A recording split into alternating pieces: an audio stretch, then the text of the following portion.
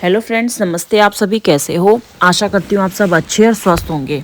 Friends, आज मैं बात करूँगी एमजीआर और अम्मा स्मारक के बारे में, जो कि चेन्नई में स्थित है।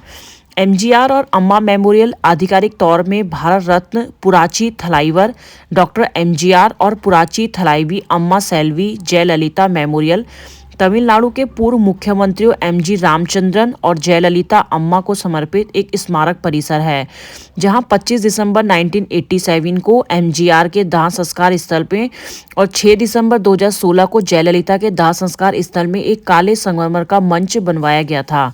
दोनों कब्रिस्तानों के एक छोर पर एक अखंड ज्योति और उनका चित्र है। एक पत्थर का पगडंडी कमल के आकार की दीवार के घेरे के ओर जाता है, जिसमें एमजीआर मेमोरियल है, जिसमें गोलाकार गुंबदनुमा प्रकाश के साथ तलवार स्तंभ है, और एक पत्थर का पगडंडी फिनिक्स के आकार की दीवार के घेरे की ओर जाता है। स्मारक परिसर चेन्नई, तमिलनाडु, भारत में मरीना बीच पर अन्ना मेमोरियल के समीप कामराजा रोड प्रोमेनेड पर स्थित है। फ्रेंड, जिसका वैकल्पिक नाम जो है वो एमजीआर और अम्मा स्क्वायर है। ये जो एक प्रकार का मकबरा और संग्रहालय है। इसमें स्थापत्य शैली कमल के आकार का एमजीआर का और फिनिक्स के आकार का अम्मा का वो है मेमोरियल, और ये स्थित है कामराजा प्रोमेनेड मरीना बीच में, और जो कि तमिलनाडु की राजधानी चेन्नई में स्थित है। जो एमजीआर स्मारक है, यह स्मारक तमिलनाडु के पूर्व मुख्यमंत्री एमजी रामचंद्रन की याद में बनवाया गया था, जो भारत गणराज्य में मुख्यमंत्री बनने वाले पहले अभिनेता थे, और वह भी लगातार 3 विधानसभा चुनाव जीतकर और अपने मृत्यु पद तक बने रहे थे। राज्य के सबसे महान राजनीतिक नेताओं और अभिनेताओं में से एक माने जाने वाले उनके अनुयायी उन्हें पुराची थलाइवर क्रांतिकारी नेता के रूप में पूजते हैं। उन्हें मरणोपरांत भारत गणराज्य के सर्वोच्च नागरिक पुरस्कार भारत रत्न से भी सम्मानित किया गया था। 24 दिसंबर 1987 को अपनी लंबी बीमारी के बाद उन्हें रात 1 बजे दिल का दौरा पड़ा, और चेन्नई के रामपुरम में उनके एमजीआर थोट्टम निवास में सुबह 3:30 बजे उन्हें मृत घोषित कर दिया गया। वह 70 वर्ष के थे, और 17 जनवरी 1988 को उनके 71वें जन्मदिन से सिर्फ 1 महीने दूर उनकी मृत्यु से पूरे राज्य में लूटपाट और दंगों का उन्माद फैल गया। दुकानें, सिनेमाघर, बसें और अन्य सार्वजनिक और निजी संपत्ति हिंसा का लक्ष्य बन गई। पुलिस को देखते ही गोली मारने के आदेश जारी करने पड़े। स्थिति नियंत्रण में आने तक स्कूल और कॉलेज ने तुरंत छुट्टियों की घोषणा कर दी। अकेले अंतिम संस्कार के दौरान हुई हिंसों में 129 लोग मारे गए और 47 पुलिस वाले बुरी तरह घायल हो गए। उनके पार्थिव शरीर को 2 दिन तक राजाजी हॉल में ही रखा गया, ताकि लोग उन्हें श्रद्धांजलि दे सके। 25 दिसंबर 1987 को उनके अवशेषों को मरीना बीच के उत्तरी छोर में दफनाया गया, जो उनके गुरु और तमिलनाडु के पूर्व मुख्यमंत्री सीएन अन्नादुरई के स्मारक के पास है, जिसे अन्ना मेमोरियल कहा जाता है। जो अम्मा स्मारक है, यह तमिलनाडु के पूर्व मुख्यमंत्री जयललिता की याद में बनवाया गया था, जो एमजीआर की पत्नी वीएन जानकी रामचंद्रन के बाद भारत गणराज्य में मुख्यमंत्री बनने वाली दूसरी अभिनेत्री थी। जयललिता ने 1988 से 2016 तक अखिल भारतीय अन्ना द्रविड़ मुन्नेत्रम कड़गम की महासचिव के रूप में कार्य किया, और तमिलनाडु में मुख्यमंत्री के रूप में उनका दूसरा सबसे लंबा कार्यकाल रहा। उन्होंने कई कार्यकाल पूरे किए और उनकी मृत्यु तक पद पर वो बनी रही थी। उन्हें राज्य के सबसे महान राजनीतिक नेताओं और अभिनेत्रियों में से एक माना जाता है। उनके अनुयायी उन्हें पुराची थलाइवी क्रांतिकारी नेता के रूप में पूजते हैं। वह तमिलनाडु विधानसभा में विपक्ष की नेता के रूप में सेवा करने वाली पहली और एकमात्र महिला थी। 2016 को जयललिता को चेन्नई के अपोलो अस्पताल में भर्ती करवाया गया था, क्योंकि वह एक संक्रमण और तीव्र निर्जलीकरण से पीड़ित थी।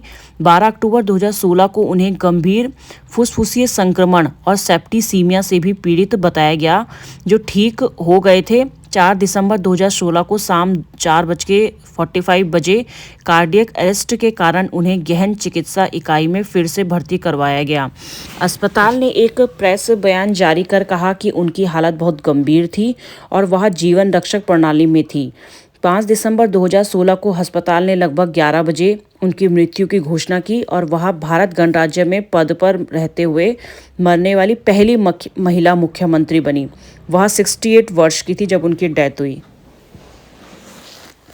उनका पार्थिव शरीर 6 दिसंबर 2016 की सुबह तक चेन्नई के पोएस गार्डन में स्थित उनके निवास स्थान वेद नीलमय में रखा गया था और बाद में जनता के श्रद्धांजलि देने के लिए राजाजी हॉल में लाया गया था। उनका अंतिम संस्कार 6 दिसंबर 2016 की शाम को किया गया और उनके अवशेषों को मरीना बीच के उत्तरी छोर में चंदन की लकड़ी के ताबूत में पुराची थलाईवी सेल्वी जयललिता के साथ दफनाया गया, जो उनके गुरु और तमिलनाडु के पूर्व मुख्यमंत्री एमजी रामचंद्रन की समाधि के बगल में है, जिसे एमजीआर मेमोरियल नाम दिया गया है। फ्रेंड, जो ये पूरा जो स्मारक परिसर है ये 8.25 एकड़ में फैला है और समुद्र तट में सबसे अधिक आगंतुक यहीं आते हैं। एमजीआर स्मारक का निर्माण कार्य 1988 में शुरू हुआ था और इसका उद्घाटन एमजी रामचंद्रन की पत्नी और तमिलनाडु के पूर्व मुख्यमंत्री वीएन जानकी रामचंद्रन ने मई 1990 में किया था। 1992 में तत्कालीन मुख्यमंत्री जयललिता के नेतृत्व वाली तमिलनाडु सरकार द्वारा स्मारक परिसर का पुनर्निर्माण किया गया और संगमरमर से इसे बिछाया गया। 1996 और 1998 के बीच लगभग 2.75 करोड़ की लागत से इस मकबरे का फिर से जीर्णोद्धार किया गया। 2004 में हिंद महासागर में आई सुनामी के समुद्र तट पर हमला किया तो स्मारक क्षतिग्रस्त हो गया। मरम्मत कार्य में लगभग 1.33 करोड़ की लागत आई। 2012 में स्मारक को फिर से 4.3 करोड़ की लागत से पुनर्निर्मित किया गया, जिसमें मुखौटे और आसपास की दीवार के पुनर्निर्माण के लिए 3.5 करोड़ शामिल थे। इस जीर्णोद्धार में 2 पत्तों के साथ एक नया प्रवेश द्वार शामिल था, जो अखिल भारतीय अन्ना द्रविड़ मुंद्रेम कण्डगम का चुनावी प्रतीक है, और पेगासस ग्रीक पौराणिक कथाओं का घोड़ा कोरियाई घास का उपयोग करके स्मारक के आसपास के खुले क्षेत्र का भू निर्माण और विदेशी सजावटी पौधे जैसे कि पॉलीमेरा अल्फा, खजूर, स्पाइडर लिली और एडीनियम का रोपण किया गया। इसमें एक गिटार के आकार का ग्रेनाइट मार्ग, स्मारक के चारों ओर स्टेनलेस स्टील के हैंडल, बीच में एक फुआरा, पीछे एक झरना, सजावटी लैंप और प्रवेश द्वार और मेहराब दोनों पर रोशनी के साथ एक ओवरहेड टावर भी शामिल थे। प्रवेश द्वार के अग्रभाग में मेहराब के रूप में 2 पत्तों वाली प्रतीक चिन्हों के निर्माण का द्रविड़ मुंद्रेम कण्डगम ने विरोध किया। उस प्रतीक चिन्ह के निर्माण के खिलाफ अक्टूबर 2012 में मद्रास उच्च न्यायालय में एक जनहित याचिका दायर की गई थी, लेकिन इसे अदालत ने खारिज कर दिया। 2016 में जब एमजीआर की शिष्या तमिलनाडु की पूर्व मुख्यमंत्री जयललिता का निधन हुआ तो उनके स्मारक परिसर में उनके गुरु के पीछे उनको दफनाया गया था। फ्रेंड्स, यहीं अंदर एक म्यूजियम भी था, आप देख सकते हो, ये अन्ना म्यूजियम, और यहाँ पे अन्ना से रिलेटेड सारी चीज़ें जो थी इस म्यूज़ियम में लगाई गई थी। उनके जो सामान थे वो भी यहाँ पे रखे गए थे, उनके कपड़े, उनकी फ़ोन, उनकी चप्पल, उनसे रिलेटेड जितनी चीज़ें थी वो यहाँ पे रखी गई थी, और प्लस चित्रों के माध्यम से भी बताया गया था जो उनकी शुरुआत से लेके और उनके मरने तक की जो जर्नी थी वो इसमें दिखाई गई थी। 2021 को जयललिता के स्मारक और संग्रहालय, जिसका नाम क्रमशः अम्मा मेमोरियल और अम्मा संग्रहालय है, का उद्घाटन भी तमिलनाडु के तत्कालीन मुख्यमंत्री पलानीस्वामी ने स्मारक परिसर में किया था। फ्रेंड्स, ये है वो अन्ना म्यूज़ियम, आप देख सकते हो, उनके द्वारा यूज़ की गई ये उनकी किताबें, उनका पेन, उनका चश्मा, उनका पासपोर्ट, उनकी थाली, उनके ये जो उनको अवार्ड्स मिले थे, उनके जो ये कपड़े थे, उनका चश्मा, उनके रुमाल, ये सब इस मेमोरियल में दिखाया गया है, मतलब इस संग्रहालय में लगा हुआ था। इस संग्रहालय में वो जो उनसे जुड़ी हुई जितनी भी चीज़ें थी, उनके जन्म से लेके, मतलब जब वो राजनीति में आए वहाँ से शुरुआत में लेकर और जब तक उनकी डेथ नहीं होती उस टाइम तक की उनकी जो महान कार्य वो ये फ़ोटो के द्वारा दिखाए गए थे। उनको जो अवार्ड्स दिए गए थे वो भी इस जो म्यूज़ियम था इसमें लगवाया गया था। फ्रेंड्स, ये ना यहाँ पे ऐसे छोटे छोटे 2-3 म्यूज़ियम थे, लेकिन हम तो सिर्फ एक ही म्यूज़ियम में विज़िट किया। ये उनको जो गिफ्ट मिले थे वो गिफ्ट भी यहाँ पे दिखाए गए हैं, और उनके कमरे में जैसे ये हाथी लगे थे, ये जो सजावटी सामान था ये भी इन्होंने यहाँ पे प्रदर्शनी में लगाया है। स्मारक परिसर का अग्रभाग एक लंबा प्रवेश द्वार था जिस पर 2 पत्तों की कंक्रीट प्रतिकृति थी जो तमिलनाडु के पूर्व मुख्यमंत्री एमजी रामचंद्रन द्वारा स्थापित अखिल भारतीय अन्ना द्रविड़ मुंद्रेम कणगम का चुनावी प्रतीक है। ग्रीक पौराणिक कथाओं के पंख वाले घोड़े पेगासस की 12 फुट ऊंची कांस्य मूर्ति के निर्माण के साथ मुखौटे को एक ग्रीक स्पर्श भी दिया गया था। मामल्लापुरम के एक स्थापति वास्तुकार रविंद्रन द्वारा बनाई गई 3.75 टन की ये मूर्ति 4.5 मीटर ऊंचे पेडेस्टल पर स्थापित की हुई थी। फ्रेंड्स, ये था वो अन्ना संग्रहालय जिसका मैं पूरा यहाँ पे आप देख सकते हो। भारी संख्या में लोग यहाँ पे आ रहे थे और जिस दिन हम यहाँ पे गए थे बहुत ही तेज़ धूप थी।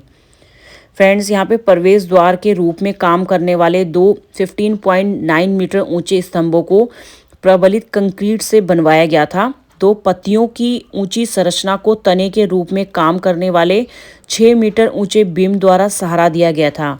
प्रत्येक पत्ती के लिए 10.2 मीटर की अवधि के साथ पत्ती की संरचना ऊंचे स्तंभों में 1 मीटर ऊंची है। पत्तियों एक मधुकोश की तरह थोड़ी सी दिखती है और आगे और पीछे दोनों तरफ से दिखाई देती है।